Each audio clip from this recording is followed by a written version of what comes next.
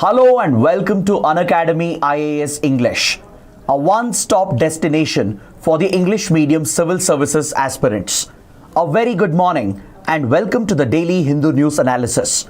So let's begin today's discussion by first looking at the topics that we are going to discuss. From the Delhi edition of the Hindu, I have chosen 7 important articles. There are 5 articles and a total of 4 topics which are important for both prelims and mains, and 3 small articles relevant only for the prelims exam. So let's cover all these topics comprehensively so that you don't have to go back and read the newspaper again. If you guys are benefiting from this initiative, do press the like button. Don't forget to comment on the video and do subscribe to our channel. Now, before we start, I have a couple of important announcements. If you are an IAS aspirant preparing for the 2026 and 2027 attempt, then Unacademy has a one-stop solution for you. Starting from today, we have launched the Ignite batch, which is an English online classroom program, and this 2-year and 3-year subscription for these classes is available at the lowest ever prices. These courses are comprehensive. They not only give you access to all the live lectures, but it also gives you access to the study material, prelims and mains test series, and as well as one-on-one mentorship. So do enroll for the program by calling the number or by clicking on the link provided in the video description. And also please note that tonight at 8 p.m. on our YouTube channel, I shall be taking up another session under UCAN, Unacademy's Current Affairs Navigator. Under this special current affairs series, today I will be covering the important current affairs developments from international relations and as well as from internal security from the period of 5th to 20th November. So do set a reminder and ensure that you join the session live so that we can cover a number of topics from IR and internal security based on the developments of these weeks. So I hope to see you in the live session tonight. With this, let's get started by looking at the first article from page number 10. This article is related to internal security. The author talks about armed insurgencies in India and as well as around the world, and how several insurgent groups have given up violence and have entered mainstream politics. The author argues that when insurgent groups give up their armed struggle and enter mainstream politics and contest elections, this in a way strengthens democracy itself. It paves the way for the integration of these extremists back into the mainstream and strengthens democracy, thereby helping in conflict resolution. So let's dive a little deep into this article because there are certain key arguments being made by the writer which is very valid. But however, I personally disagree. I strongly disagree with the tone of this article, especially the starting part of the article, because the author often refers to armed violent extremist insurgent groups as just revolutionary groups. The tone of the article appears as if the writer is almost sympathetic to the cause of these extremist violent groups. So instead of directly labeling them as armed extremist organizations, he often tends to refer them with an ideological bias. And that is something I strongly disagree with. And you'll get more clarity on this as we discuss this article in detail. So first, let's look at the context. Why is this topic in news? This topic is in news because in Sri Lanka, during the recent elections, the presidential and as well as the parliamentary elections in Sri Lanka, we saw an unprecedented development. A party which was previously known as JVP, which now has transformed into the National People's Power, has won both the elections with a majority mandate. The new Sri Lankan president, Anura Dissanayake, comes from this party, the NPP, and this party has stormed the Sri Lankan parliament with a clean sweep of the parliamentary elections as well. So in previous sessions, we have covered this development from a foreign policy angle. how this could have an impact on India. But as far as internal security is concerned, it's important to note that this party, which has now come to power in Sri Lanka, at one point was a left-wing extremist armed insurgent outfit which had caused large-scale violence in Sri Lanka.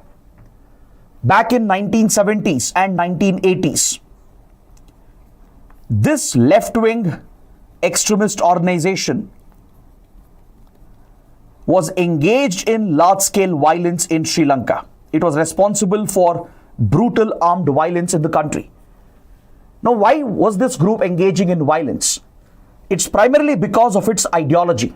This party, the JVP, it was founded on the roots of radical Marxism, Leninism, and Maoism. These are left-wing extremist ideologies.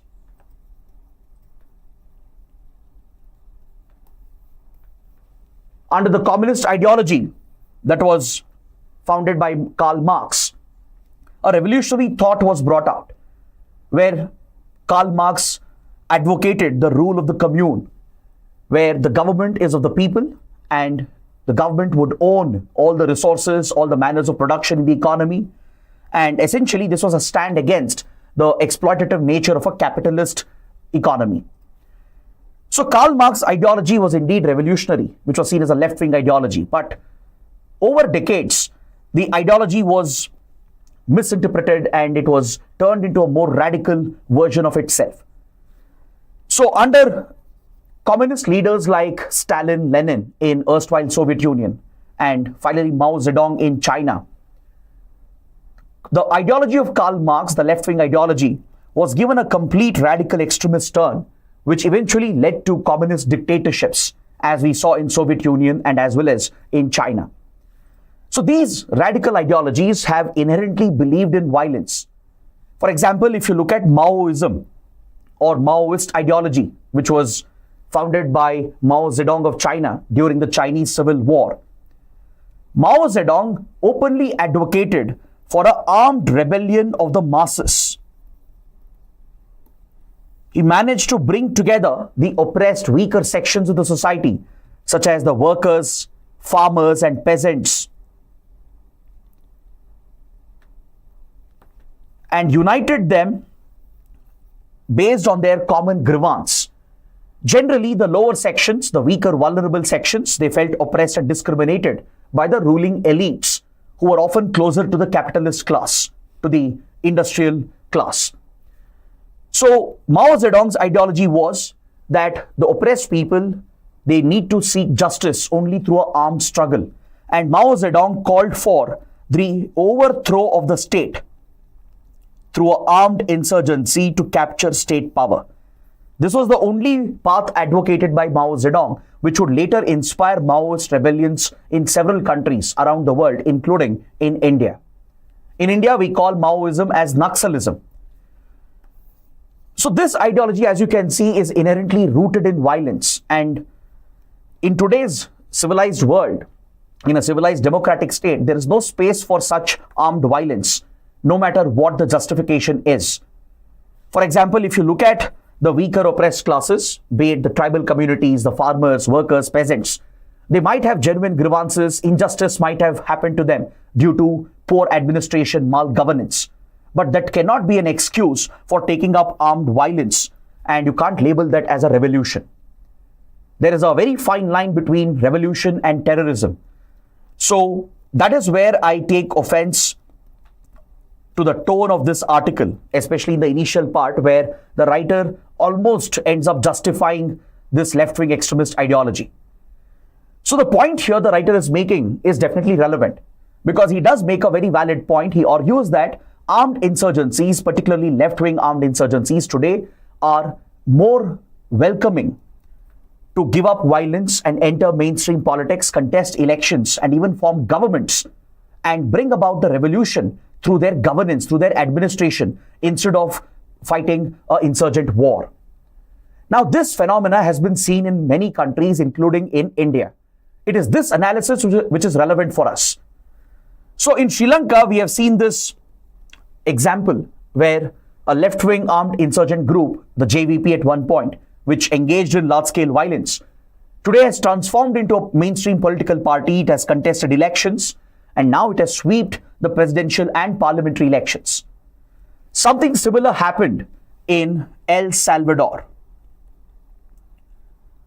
In this Central American country, back in 1980s, there was a notorious left-wing extremist outfit called the FMLN, which fought an insurgent war against American capitalism and against American interference in this Central American country. During the Cold War period, the US was known to interfere in Central America and Latin America to protect its own interests and to counter the Soviet communist influence. So US was involved in regime changes through covert intelligence operations in several countries. And in El Salvador, US had managed to install a pro-capitalist, a pro-US, a pro-West government. So some of the communist elements in El Salvador founded this insurgent outfit, a left-wing extremist organization, to fight against American interference and to topple this government, which was backed by the US. And this led to a brutal civil war in El Salvador. It lasted for several years, and eventually in 1992, the group had been weakened through targeted security operations, which was assisted by United States. And finally, under international pressure, this group surrendered and it entered a peace accord with the government of El Salvador. It signed peace agreements, and this insurgent group transformed into a mainstream political party. It contested elections, won some of the elections as well, and went on to form the government of El Salvador. So this is another example of a left-wing extremist insurgent group entering mainstream politics and contesting elections and forming governments. So this is appreciated by the writer. The writer says that armed insurgent groups, they are evolving. They are willing to evolve ideologically. They are willing to give up violence as they realize that violence is not tolerable, especially when there is civilian loss of life because of their armed struggle, whatever the reason may be. It is not seen as justified in the eyes of the public. They quickly lose popular support. They will be targeted not just by the government forces, there will be international pressure as well on them. So in the case of El Salvador, United Nations brought a lot of pressure. Eventually, the UN played the role of the peace broker between this insurgent outfit and the government of El Salvador with the mediation of United States. So since these armed groups realize that it's not easy to carry out an armed movement, they will eventually abjure violence, they give up violence, and they become willing to enter the mainstream path. We have seen the same happen in our own neighborhood as well. For example, in countries like Nepal. I don't know if you know whether Nepal went through a similar phase. In 1996, the Communist Party of Nepal, which was heavily influenced by the Maoist doctrine, launched a protracted people's war. By the way, this is one of the core philosophies of the Maoist doctrine. Mao Zedong encouraged the masses, which had grievances against a capitalist state, against an oppressive state, to be prepared for a protracted conflict, to fight a prolonged guerrilla war, which might last decades, in order to overthrow the state and capture that state power through armed violence. And Mao Zedong believed that it has to be a people's war. It has to be a mass movement, which has the support of the locals, which has the support of the masses, or else an insurgent group will never be able to topple the state, because any day the state is much more powerful. It has very powerful security forces, armed forces and police and intelligence agencies at its disposal. So any insurgent movement can be crushed by the state. So Mao Zedong, during the Chinese Civil War, laid down the foundation of this ideology and advocated a protracted people's war. He encouraged the masses to participate. He advocated that these left-wing extremists who call themselves as Maoists, they should work at the ground level. They should identify the affected population, brainwash them, radicalize them, breed disaffection against the state and build on the resentment that they have. Because in any case, there could be some cases of grievances or injustice which might have been suffered by the people. Farmers might have lost land for a government project. So those farmers would have a grievance against the state. Tribal communities or peasants or workers might have been affected by government policies or due to government corruption. So there would be resentment amongst the local population which feels oppressed. They see that there is a crony nexus between the capitalist class, the industrialist class, and the government. So Maoism believes in tapping those sentiments of anger and resentment and injustice and turning that into extreme radicalism. So Maoists are specialists in propaganda. They are very good in propaganda. Mao Zedong himself stressed upon the importance of propaganda. Through misinformation, fake news and disinformation, they capitalize on the failures of the state and they manage to brainwash a large section of the population in order to create the mass support that is needed for a people's war. So once there is ground support, that is when the movement can pose a credible threat to the credibility of the state. And Mao Zedong advocated a protracted war because Mao Zedong was certain that an insurgent movement cannot succeed within few months or few years. To defeat a powerful state, it might take several years, several decades. And he advocated the followers of Maoism to be prepared for a protracted conflict. That is what you see in several countries wherever Maoism has taken root. And the same happened in Nepal as well. In 1996, the Communist Party of Nepal, inspired by Maoism, declared a civil war in order to topple the monarchy in Nepal. The Communist Party of Nepal tapped the popular sentiment at the ground level against the ruling monarchy, which was seen as elitist, which was seen as corrupt. And it managed to instigate some of the masses and gain some local support, which triggered a left-wing extremist armed movement in Nepal. This armed struggle lasted for almost a decade, and it severely affected India's interests as well. Because India had a strong belief that China was playing a role in backing the Maoists in Nepal in order to undermine India's influence. Eventually, it was India which played a pivotal role in bringing this civil war to an end. We not only assisted the government of Nepal and its army by providing the required support to fight this war, we also built contacts with the communists, with the Maoist elements, and convinced them to surrender and agree for a peace process. It was India which acted as the mediator that led to the peace accord, the 12-point peace agreement, which was signed in the year 2006. This is what brought back stability, some form of stability into Nepal, and India played a pivotal role in this. So the Maoists in Nepal as well learned a lesson that armed violence may not be sustainable because it requires tremendous resources. You not only need popular support at the ground level, you need local support from the masses, but you also need funds, you need weapons, you need to hide from security forces, you need to evade the actions of the government and target the government. So eventually these forces realize they may not be able to achieve their objectives. Plus they will become unpopular eventually. When there are civilian losses, the local people will start losing faith in the ideology. They'll start questioning these extremists because there are cases where Maoists have even targeted the locals. When they believe them, they have become police informants. So as a result, these extremists eventually realize that armed struggle is no longer sustainable. Plus, their image gets affected. There will be global pressure, international pressure as well, that pushes these outfits to eventually surrender and agree for peace talks, negotiate with the government, and enter mainstream politics. In Nepal, believe it or not, the Communist Party not only entered mainstream politics but won elections several times, and Maoist leaders have even went on to become the leaders of Nepal. You might have heard of leaders like Prachanda, Pushpa Kamal Dahal Prachanda, who has been the Prime Minister of Nepal several times. He was the Maoist leader at one point.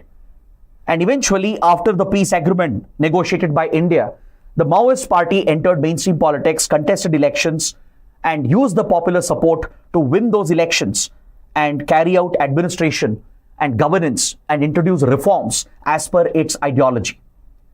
In the northeast of India as well, there are several similar examples that I can cite.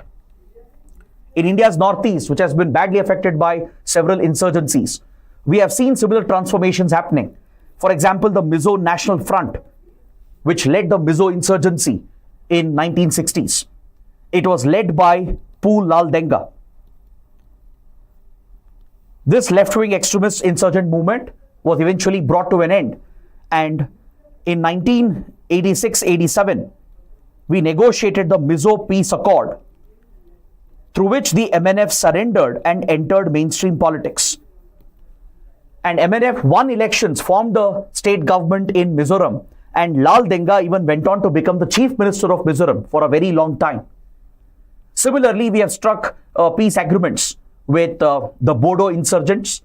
There are 3 Bodo peace accords, and today Bodo insurgency has come to an end, and the former insurgents are now entering mainstream politics.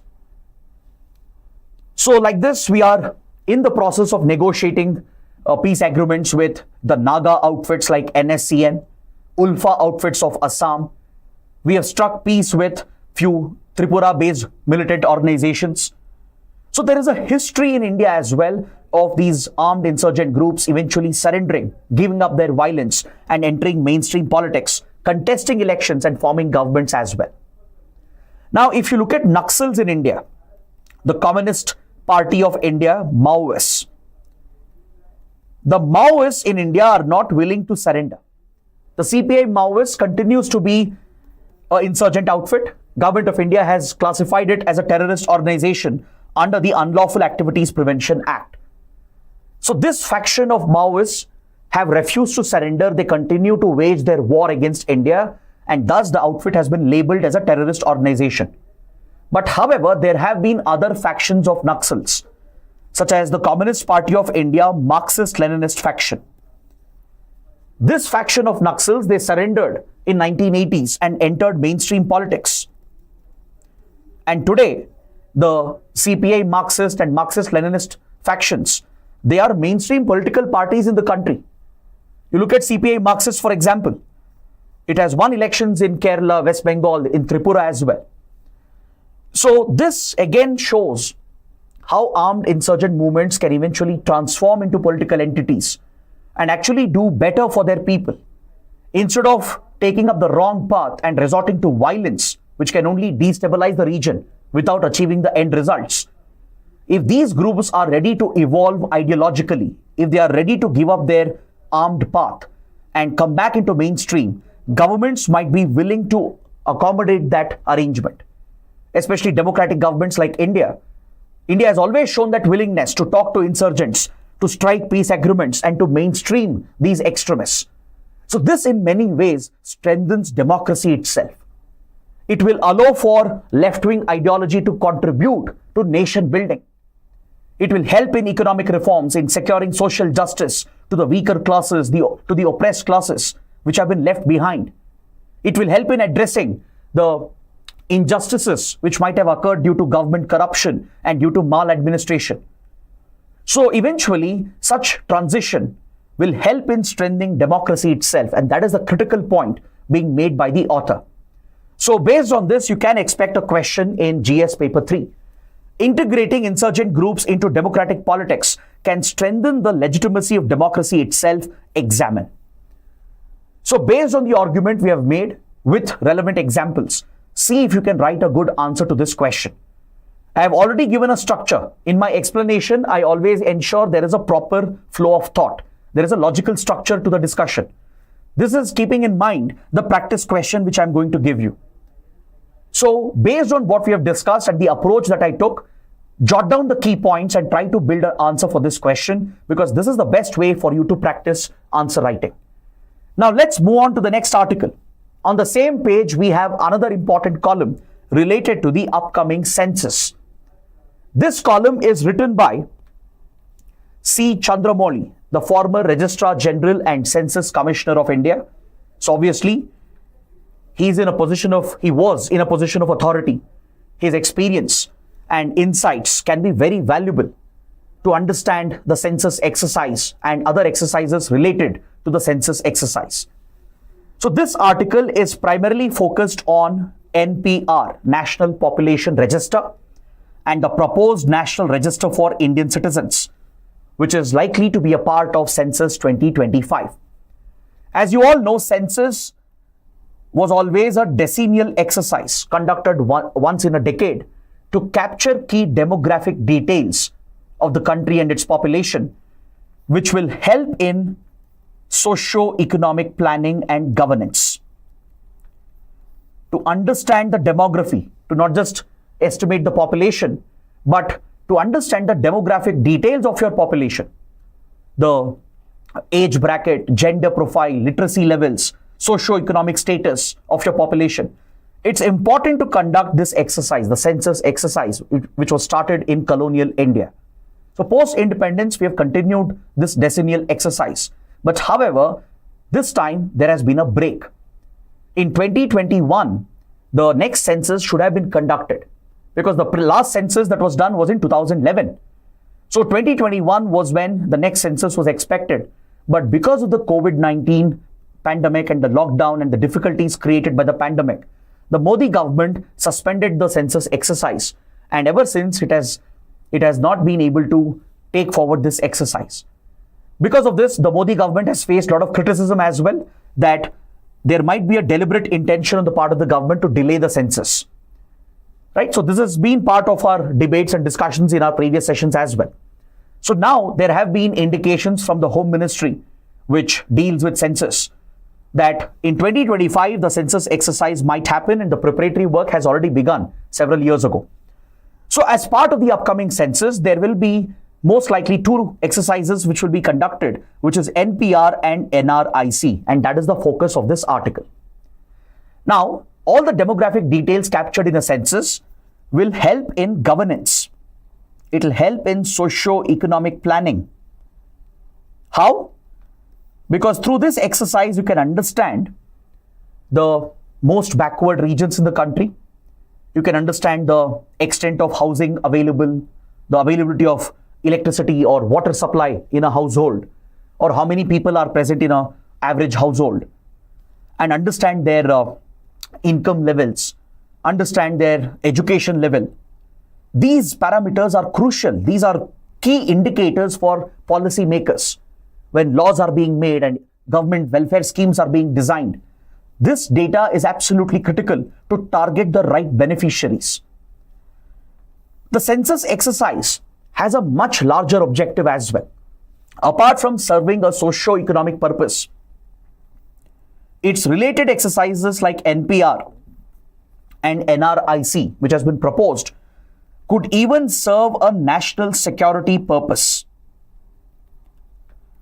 So in this context, it's important to understand what exactly is NPR, how is it different from census, and what is NRIC, and how is it different from the other two. So let me break this down for you. So a census exercise begins with house enumeration, where the enumerators, they carry out a house-to-house visit, mark the houses, and they start collecting demographic data such as socio-economic indicators. For example, how many people are there in the household? They come out with a questionnaire and they ask these questions from house to house and document the answers. They will ask questions about the literacy level in the family. They will ask questions about the construction of the house, whether it's a kacha house or a pakka house, what material has been used, because that again gives you or paints a picture about the socio-economic status of that family. Then they ask questions about the vehicles you own or some of the appliances that you own, right? So all such key socio-economic parameters are captured through this questionnaire, which gives socio-economic insight. And this is your census exercise. But NPR, which is related to census, is a different exercise. NPR is designed to capture the demographic and as well as biometric details of the residents of the country. It's like a database of the residents. Now, residents could include not only Indian citizens, but also foreign citizens as well. A usual resident, as it is defined under the Citizenship Act, refers to any person who has been residing in the country for more than 6 months continuously. and if they intend to stay in that place for another 6 months. So all these usual residents of India, their basic details are captured and enlisted in NPR, National Population Register. So it captures the basic demographic details like name, place of birth, gender, etc., along with biometric details, fingerprint, iris, retinal scan, etc. Now, based on NPR, NRIC can be prepared. What is NRIC? National Register of Indian Citizens. So this is a database containing the names of only Indian citizens. Essentially, it will exclude the non-citizens. It will exclude foreign citizens who might be residing in the country, working in the country, traveling in the country. It will exclude illegal migrants who might have entered the country illegally as well. So all the foreigners will be excluded in the NRIC, and only genuine Indian citizens will be enlisted in the NRIC, which is proposed in the upcoming census. So this is a database of Indian citizens, essentially. Now, what is the legal basis for this? There must be some legal backing to conduct census, NPR and NRIC, because this could possibly amount to a breach of your privacy, because very close, personal, intimate data is being collected and being used for government purposes, for economic reasons, for socio-economic reasons, and even for security reasons. So there has to be a legal backing. This legal backing comes from the Citizenship Act of 1955 and as well as the Census Act. The Census Act provides the statutory backing for the census exercise, which is purely a socio-economic exercise meant for enabling governance and policy making. Whereas for NRC and especially NRIC, for creating a database of Indian citizens, the legal backing comes from the Citizenship Act of 1955. See, under Citizenship Act, there is a provision, Section 14A. This was added in early 2000. It was not part of the original act. It was added based on recommendations of the Kargil Review Committee after the Kargil War. The Kargil Review Committee was headed by Dr. K. Subramaniam, a leading Indian strategist, a civil servant as well, and also the father of current Foreign Minister, Dr. S. Jaishankar. So under his chairmanship, the then Vajpayee government had appointed the Kargil Review Committee to identify the security lapses, because the Kargil intrusion by Pakistani troops was a clear intelligence failure. It marked a failure of our border security, our external security measures, our internal security measures as well. So to identify all the gaps in our national security, this committee was constituted, which came out with several far-reaching reforms. And some of the reforms have been implemented. And one suggestion with the Kargil Review Committee was to amend the Citizenship Act, which will allow the center to mandatorily create a list of citizens, to create a citizenship list and even issue them an ID card for national security purposes.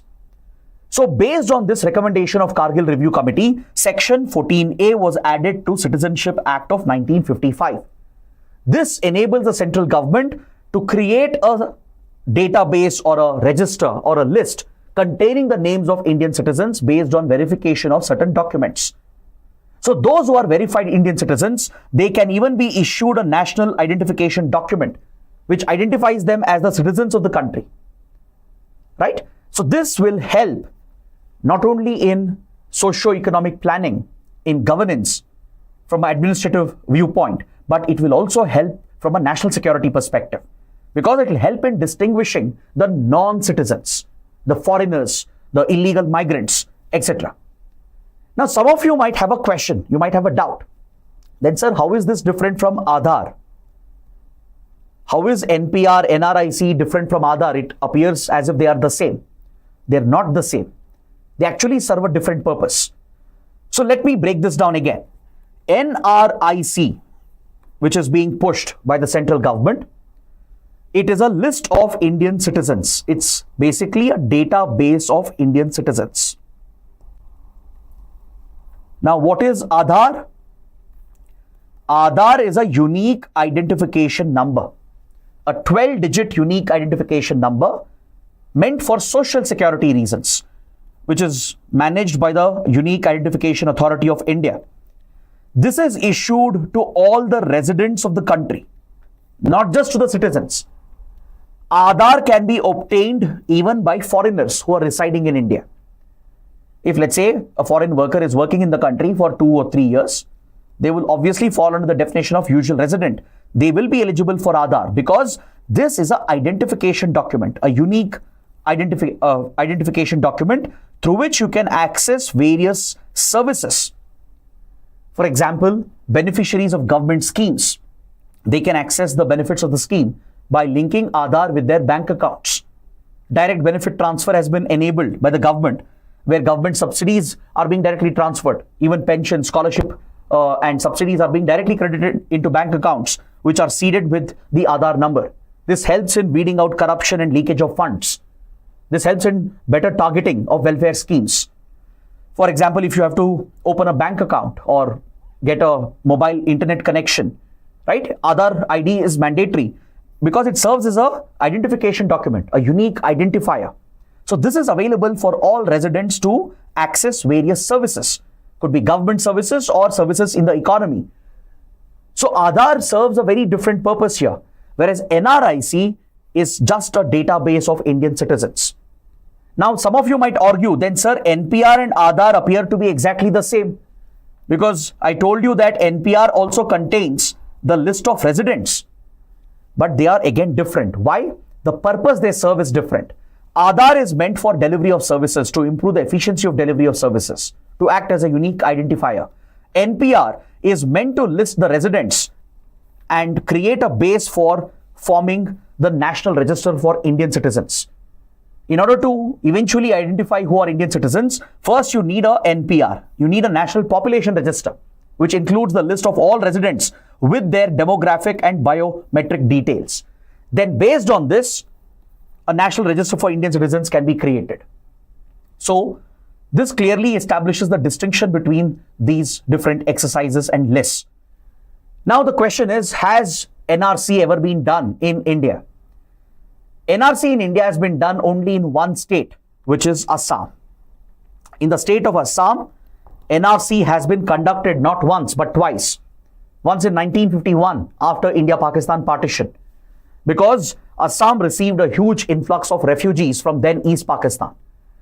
Then later, post the liberation of Bangladesh and the large-scale influx of illegal migrants from Bangladesh, this triggered unrest in Assam called the Assam Agitation from 1979 to 1985. Following the large-scale influx of illegal migrants, it caused demographic changes in Assam and led to socio-ethnic tensions between the native Assamese and the illegal Bengali migrants. So this led the native Assamese to protest and rebel, and it led to large-scale violence, which is now called as the Assam Agitation. Lasted for several years, and eventually the agitation was brought to an end with the signing of the Assam Accord. The Assam Accord was signed in 1985, mediated by the government of India with the government of Assam, along with the various stakeholders of the Assamese society, including the All Assam Students Union. So under the Assam Accord, the government made a lot of commitments. It made a lot of promises. To protect the native Assamese, a lot of promises were made to protect their culture, their land, and to provide them with some special privileges and rights so that they can be insulated from the impact of the illegal migrants. So one of the commitments made under Assam Accord was to update the NRC. A new cutoff date was identified, the midnight of 24th March 1971, because it was on this day that the Pakistani army carried out Operation Searchlight in East Pakistan, where it targeted the Bengali community and unleashed mass violence, committing a genocide against the Bengali minorities. So following this, there was a huge influx of refugees into India. Eventually, India got involved in this unrest in East Pakistan. We directly backed the Bengali liberation movement, and played a direct role in the liberation of Bangladesh. And after Bangladesh became independent with India's support, what we saw was a huge influx of illegal migrants who entered India illegally for economic opportunities. Because Bangladesh was struggling economically in the 70s. And Assam was one state which received a huge influx of illegal migrants. And that's the reason why Assam agitation happened. And eventually, government had committed that NRC will be updated so that we can identify who are Indian citizens and thus provide government benefits only to Indian citizens. But this promised NRC was never conducted by any government because they knew how sensitive this exercise can be. Because any exercise based on document verification can never be foolproof exercise.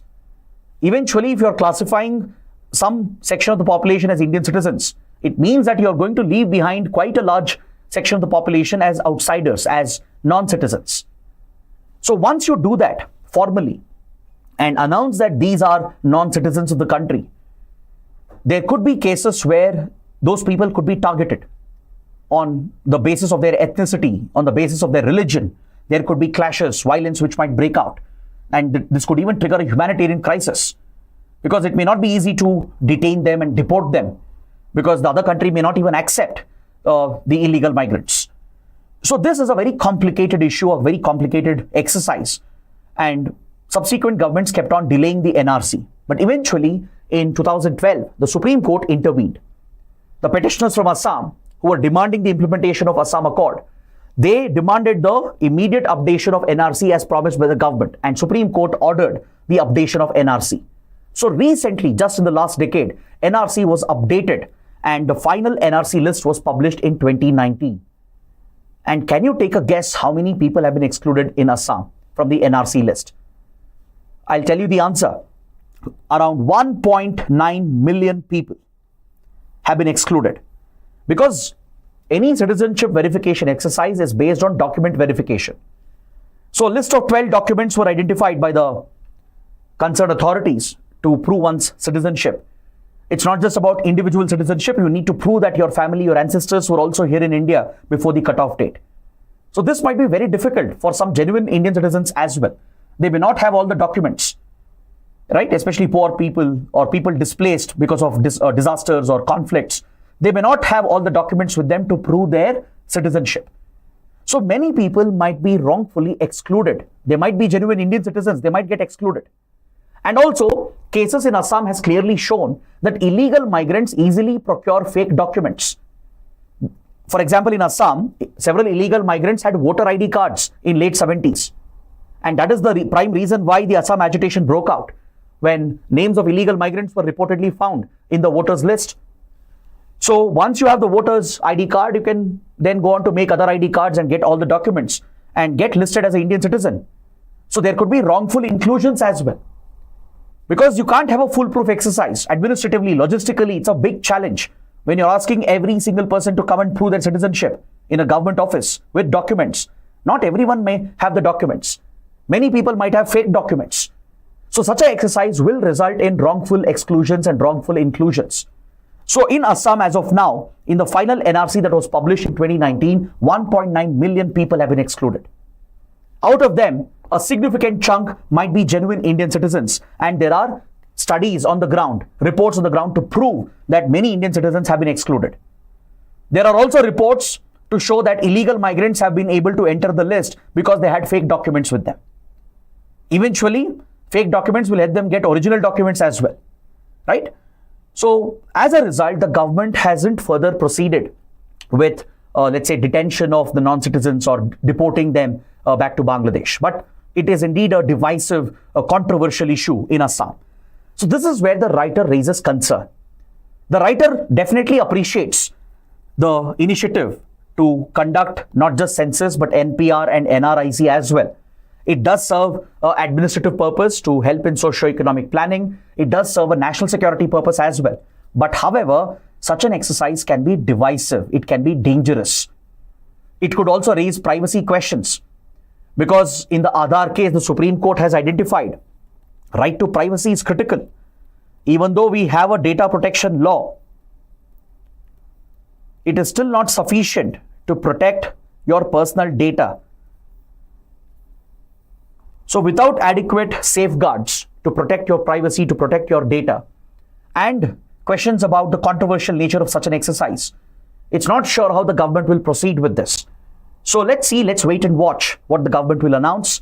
The expectation is that along with Census 2025, NPR might be conducted, which might set the stage, create a foundation for an eventual NRIC, All India Register for Indian Citizens. So we will continue to track this development. So this is what we understand from this important article. Now please take up this practice question. Census, NPR, NRIC can enable effective governance along with securing national security objectives. Critically evaluate. Now moving on to the third article from page 12, we have another important and interesting article. This refers to the ongoing case between ANI and Wikimedia Foundation. Wikimedia Foundation is a non-profit entity. It's a non-profit organization based out of United States, which owns Wikipedia. I'm sure all of you are familiar with Wikipedia. Many of you might be using Wikipedia pages as well for your research on UPSC topics. It is seen as one of the best open source encyclopedias available online, and it is a great source of information for certain content. Especially certain pages are very well updated with valid sources which are cited, and it is a reliable source of information, at least for certain type of content. But similarly, there are many Wikipedia pages which are controversial. So recently, ANI, which is a news agency in India, has filed a defamation case against this company. It has demanded from the court that the safe harbor given to these intermediaries should be withdrawn under the IT Act as per the IT rules, and accordingly, criminal charges should be pressed against the company. That is the petition of ANI. So why has ANI brought up this case? Because the Wikipedia page on ANI, it had a mention that ANI is serving as the propaganda arm of the Modi government. There was an update on ANI's Wikipedia page that this news agency based out of India, which runs a popular YouTube channel as well, the host of the channel also is widely popular. It was alleged on this Wikipedia page and stated almost as if it was a fact that this news agency is acting as a propaganda tool for the government of India, for the incumbent government, and serving the interests of the ruling party. So this page basically raised questions about the independence of this media agency. The allegation being made essentially was that this media outlet was biased towards the ruling party at the center. So ANI took this very seriously and it tried to edit those pages because, as I said, it's an open source platform where anybody can become an editor and you can contribute to the content which is created on Wikipedia pages. But of course, there are a set of guidelines. There are strict guidelines, community guidelines laid down by the company to maintain a set of standards to ensure that the information is as authentic and as reliable as possible. So only certified editors, right? You need to just enroll as an editor and gradually you have to prove your credibility by adding new edits. For every edit, you need to cite sources. Reliable, established sources have to be cited. That's why when you scroll down a Wikipedia page, below, you will see all the sources which were used to create that article, right? You will see the entire bibliography where all the sources, it could be a book, it could be a video, or it could be an online page. All those sources are cited. Wikipedia doesn't allow new content creation. It doesn't allow research. You can't do your own research and publish your own ideas, which is just entirely your own belief. It needs to have a pre-published source. Only such content is allowed on Wikipedia and there are set standard guidelines for this. So content added by these users from around the world is in turn edited by field experts. There are field experts as well who work as volunteers, who have higher certification. As per the guidelines of Wikipedia, they moderate the pages, moderate the content to ensure that propriety is maintained, to ensure the facts are reported and all sides of the story is reported. So this has been the purpose of Wikipedia. It has been seen as a open source of information, a digital encyclopedia.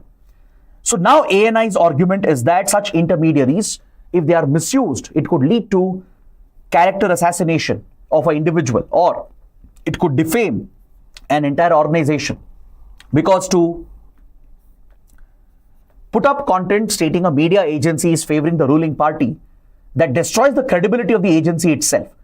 Now, the question is, who will verify whether this is true or not? So ANI has approached the court asking not only the page to be taken down, but action to be taken against the parent company, which is Wikimedia. Now, let's dive a little deeper into this and let's examine the technicalities of this case. Now, according to the guidelines of Wikipedia, any controversial content, it can be put on a lock. Now, let's say, for example, a set of volunteer content creators who are part of Wikipedia Foundation, they would have created new pages, added some content. That content would be reviewed by a set of editors. Some of them would be field experts, meaning they have domain knowledge, they have expertise in that particular domain. So once the page is cross-verified with the community, right, and once the sources are clearly established and verified, the page is made public. And to ensure that any wrongful edits are not made,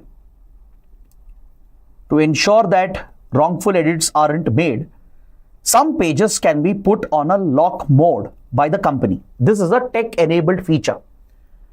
This is according to the guidelines of the company. To ensure that any kind of wrongful edits can't be done, there are two types of locks which can be placed. One is extended certified protection. For an extended period, the page will be locked. Ordinary content creators cannot edit that page. Only certified editors can edit those pages. Once ECP lock is placed, only those with an editor badge. It's a very democratic process, by the way. Wikipedia is known for its internal democratic process.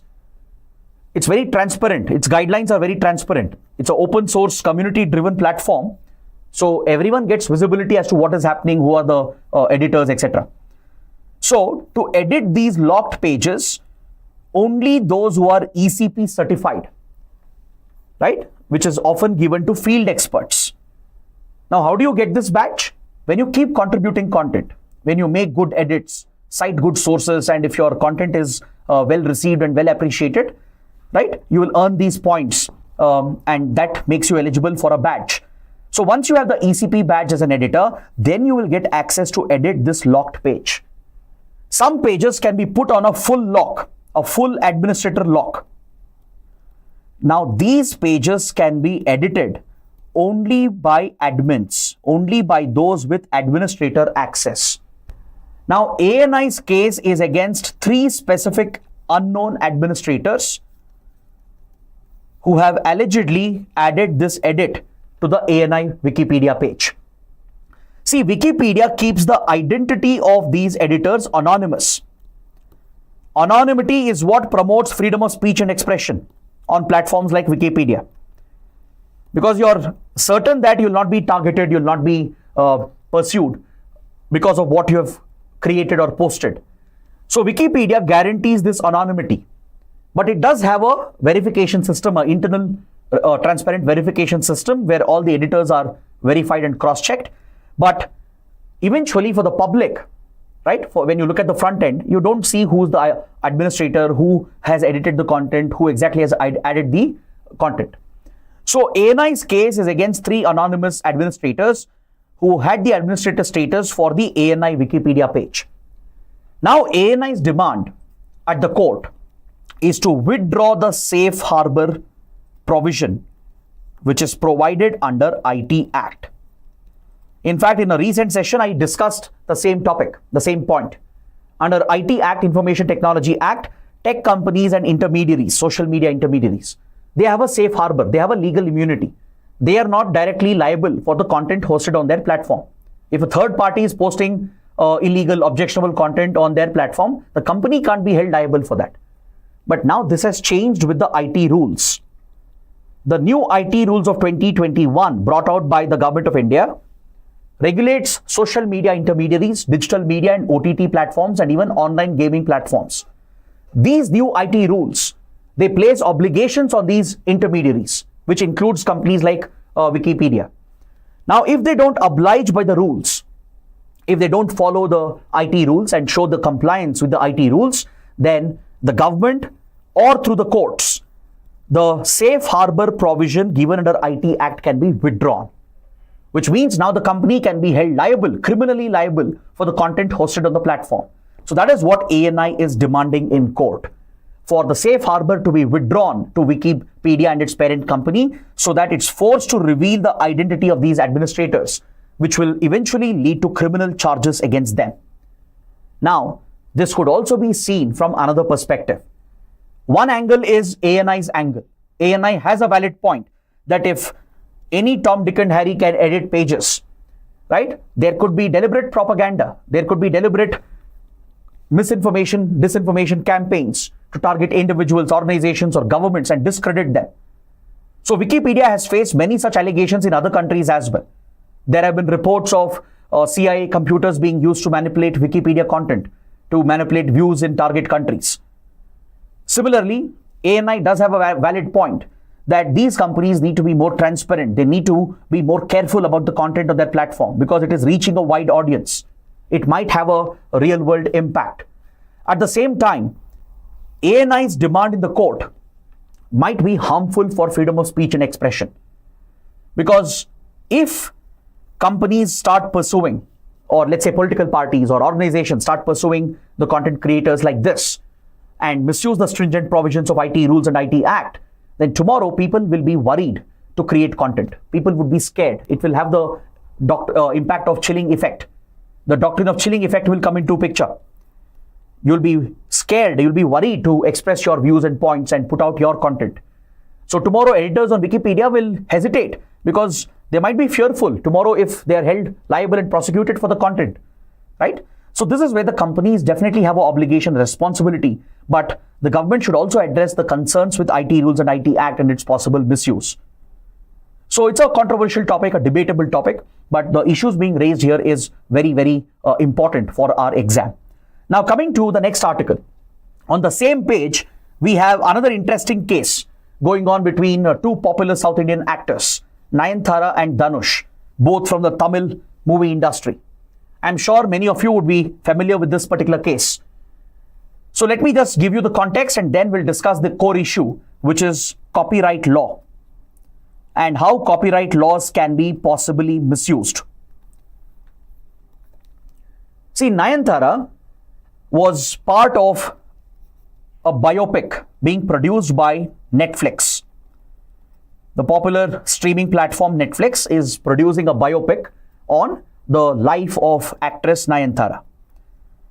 So obviously, the entire life of the actress will have to be depicted from her childhood to growing up years to her initial career in the movie industry and her rise in the movie industry. So for this documentary, Nayantara and Netflix, they wanted some clips of her movies. How will you make a biopic of an actor without showing clippings of their movies, which made them popular in the first place, right? So Nayantara wanted the clips of her movies, and especially one movie which she did in 2015 under the Wunderbar production, which is owned by actor Dhanush. The movie, which is titled Nanum Rowdydan, quite a popular movie in the Tamil industry. So this movie was produced by a production house owned by actor Dhanush, and Nayantara requested the production house and the actor to provide permission. She sought permission to use certain clips of maybe few seconds or few minutes from the movie, and if not the movie, at least from BTS, from behind the scenes, which could be added into the Netflix documentary, which was part of this biopic on Nayantara.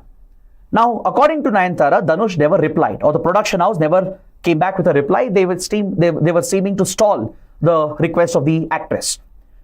Eventually, Nayantara, who was frustrated after waiting for almost 2 years, went ahead and shared her personal clips with Netflix. During the shooting of this movie in 2015, Nayantara had shot some BTS. BTS is behind the scene videos. when a shoot is going on, right? If behind the scene footage is taken, that is what we refer to as BTS. So on her mobile phone, on her personal mobile phone, during the shoot of the movie, Nayantara had recorded some BTS footage. Since the production house was not giving the permission and Dhanush was not replying, Nayantara went ahead and gave these mobile phone clips that she had shot and shared it with Netflix. Now this has triggered a controversy because now the production house owned by Dhanush, they have filed a case, a copyright claim case against Nayantara and Netflix. Now, how valid are these claims? That is what is being examined here in this article. See, in India, the copyright law not only protects the right of the artists and the content creators, but it strikes a balance for fair use as well. Fair use of content is very important. Now, see, when you make a movie, definitely a lot of money, effort has gone into it. A lot of creativity would be behind it. It's important to protect that creative artwork and ensure that the original creators are credited and they should only reap the benefits, the monetary benefits arising out of it. That is how creative content can be protected. So according to global intellectual property standards, under copyright law, definitely artistic creativity is protected under copyrights. Now, when you look at a movie as a whole, a movie is made up of many parts, many bits and parts, many components. There will be songs written by a songwriter, the script is written by someone else, the movie is directed by someone else, right? The artists are different, but eventually it's produced by a set of producers or one production house. In some cases, the entire copyright of the movie might be owned by a production house.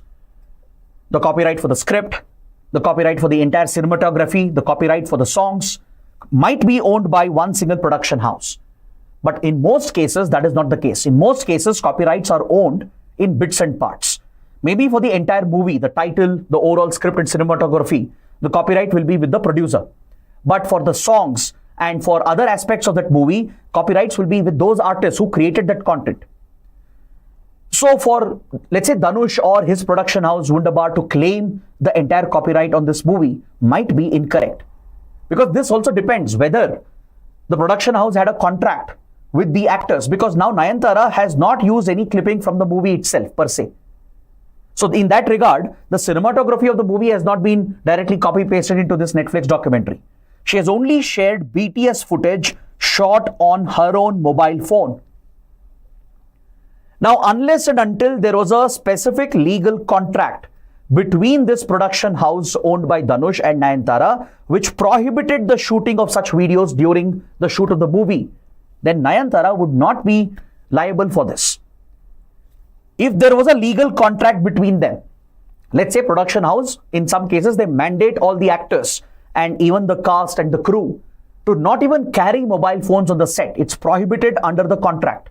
If this is something which both sides have agreed to, and still someone has shot a BTS and uploaded this video somewhere, then that is a copyright infringement.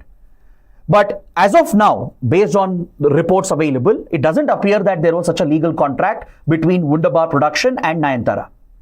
So if that is the case, then Nayantara has every right to go ahead and share this BTS footage from her phone. That is not a copyright violation. Why? Because Nayantara has not shared any movie clip. Clippings from the movie have not been directly shared with Netflix to be used in the documentary. If that happens, then yes, there might be a consideration whether copyright violation has happened. Now, look at the other side of the argument. Any such content, it could be a documentary, a movie or a song, whatever it is, there needs to be fair usage to ensure access in the society. Now, let's say I'm making a video on Naxalism. Now, for me to make a YouTube video, a cinematic video on Naxalism, to make it interesting, to set the context, I might need some footage. I might use clips from maybe from government sources, maybe from some movies as well, where the clips are added.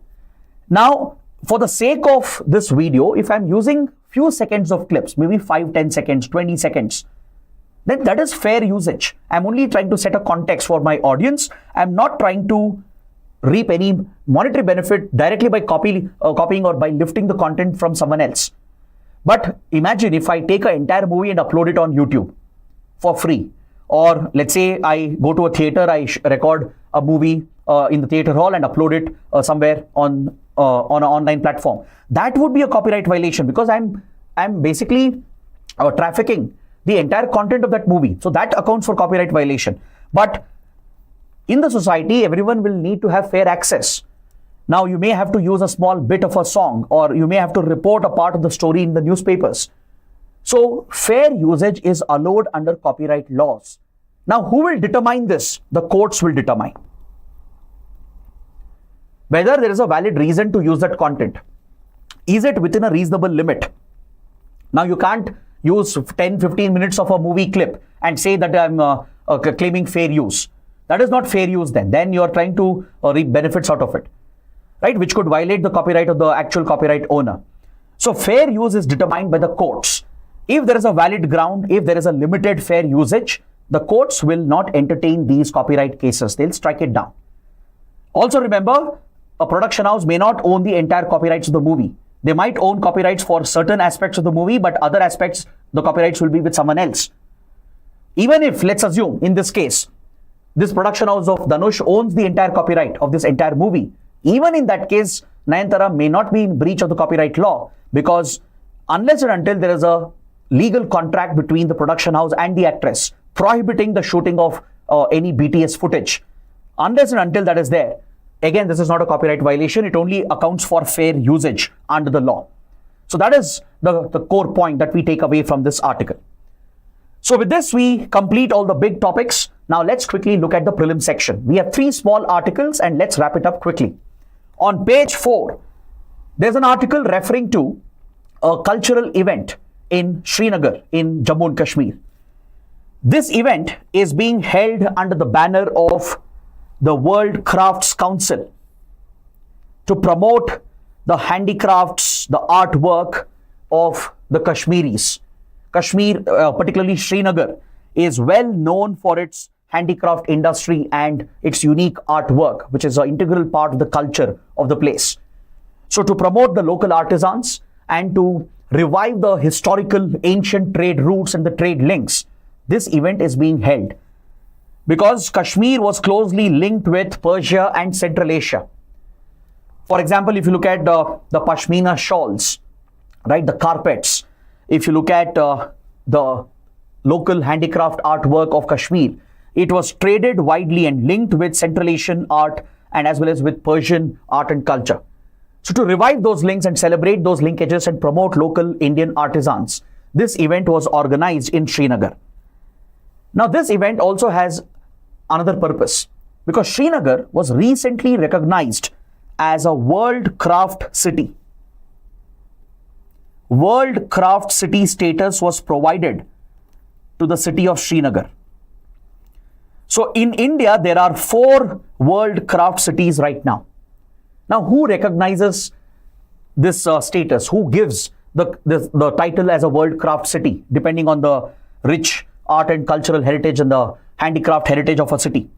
This is given by the World Crafts Council to promote local artisans and handicraft industry and local industries. World Craft Council launched this initiative in 2014 to recognize certain cities which have a rich artisanal work. So in India, cities like Jaipur from Rajasthan, Mamlapuram from Tamil Nadu, Mysore from Karnataka, they all have a rich artisanal heritage. Local artisans, handicrafts, they produce a number of artworks which is widely popular. Similarly, Srinagar is known for its paper maches, where paper pulp is mashed and turned and molded into various objects. The Pashmina fabric used to make shawls and carpets, and the Sozni shawls. These are integral to Kashmiri culture and specific to Srinagar and its artisans and handicraft industry. So Srinagar has also been recognized as a World Craft City in India. It helps in promoting the local arts, the crafts, and helps the local artisans. So it's in this context that this event has been organized in Srinagar. So please note down the 4 World Craft Cities of India: Srinagar, Jaipur, Mamlapuram, and Mysore. Next, on page 11, the Hindu carries an image of a well, a tank, a man-made tank, which is of great geographical and historical significance. This tank that you're seeing here is the Cumbum tank. in the Prakasam district of Andhra Pradesh. The Cumbum tank in the Prakasam district of Andhra Pradesh. This is directly linked with the Vijayanagara kingdom. This is considered as the second largest man-made reservoir in Asia, meant for agricultural purposes, meant for irrigation. It was built by Princess Varadarajamma, the wife of Sri Krishna Devaraya of the legendary Vijayanagara dynasty in the 15th century. So please note down this fact. This can come as a surprise question in prelims. The Cumbum irrigation tank, considered as the second largest man-made reservoir in Asia for agriculture, was built by Princess Varadarajamma, the wife of Sri Krishna Devaraya of the Vijayanagara kingdom. The final article. India has achieved another major milestone. India has tested the K-4 submarine-launched ballistic missile. India is making great strides when it comes to its nuclear deterrence.